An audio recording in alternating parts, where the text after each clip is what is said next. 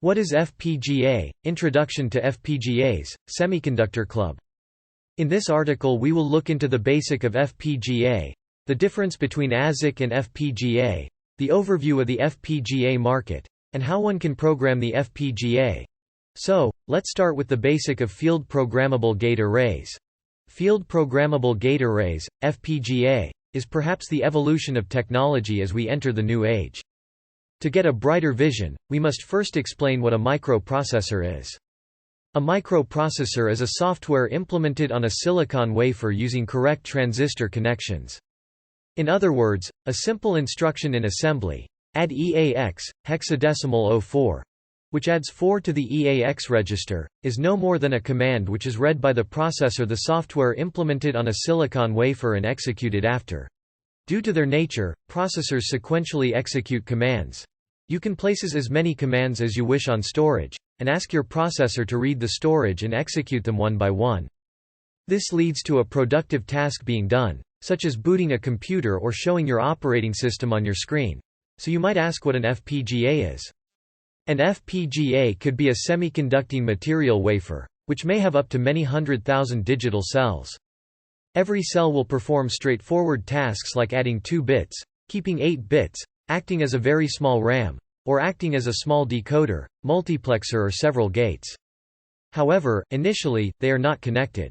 Your role, as a hardware engineer, is to design a program that commands each cell what task to perform and also connect to other cells in the correct order. FPGAs are programmable, and their interconnection will shape based on your design. They must be programmed on every time on startup since most of them cannot retain their configuration on power down, as they use RAM technology. A good example can be the human brain.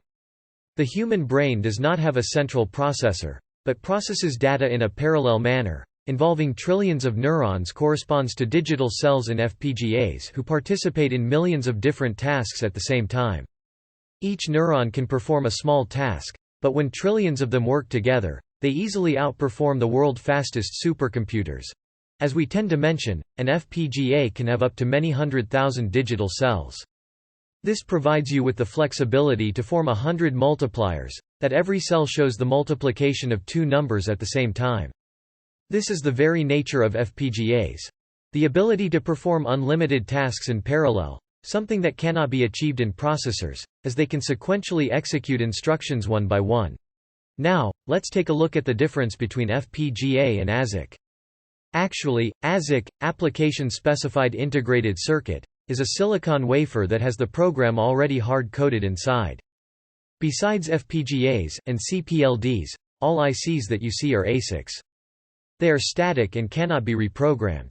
FPGAs themselves can be considered ASICs that were designed to be programmable. One of the advantages ASICs hold over FPGAs is their operating speed. Since their interconnection is not dynamic, they are already established and cannot be changed. They do not face connection delays as FPGAs do. On the downside, manufacturing an ASIC can be a very expensive process. Date the 17th of April 2021. Word 791 characters 6129 page 1.